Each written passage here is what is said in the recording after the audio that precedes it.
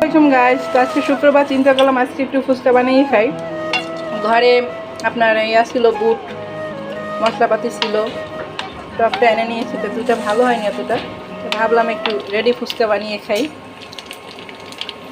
যে বেশ ভালোই ফলে, তবে কেনা যে ফুচকাগুলো তাল মাখনা টাকনা দিয়ে বানায় ওগুলোর মধ্যে অতটা ফ্লেভার দেয় না এটা, প্যাকেটের ফুচকাগুলো। তবে হ্যাঁ, দেখতে বেশ বড় সড়োই হয়, মানে হয়ে অনেক বড় হয়ে যায়। তো অতটা আর কি তাল মাখনার একটা ঘ্রাণ এটাই তো নাই, এটা জাস্ট ড্রাই করা, শুকাইয়েছে এরকম। এটা হচ্ছে আমার ফুচকার মশলা, এটা হচ্ছে টক। যাই হোক, তো সবাইকে ফুচকার দাওয়াত রইল বিকালবেলায়। এটা আসলে গরম গরম নিজে বানিয়ে খাওয়া একটা সুস্বাস্থ্য আছে, এখানে সব কিছু স্বাস্থ্যসম্মত, বাজারেরটা হয়তো এতটা স্বাস্থ্যসম্মত না।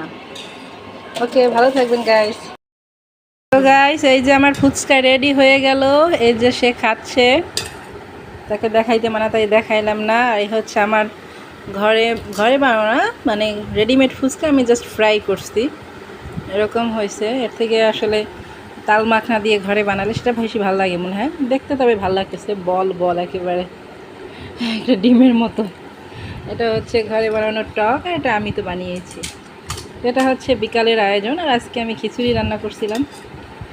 তো সকালে খাইছি আর দুপুরে কিছু খাইনি, চিন্তা করলাম এখন ফুচকা খাই, পেট ভরে যাবে। সকাল 12টার সময় খাইছি, তো আর দুপুরে খাওয়ার দরকার নেই মনে হয়। ওকে গাইজ, ভালো থাকবেন।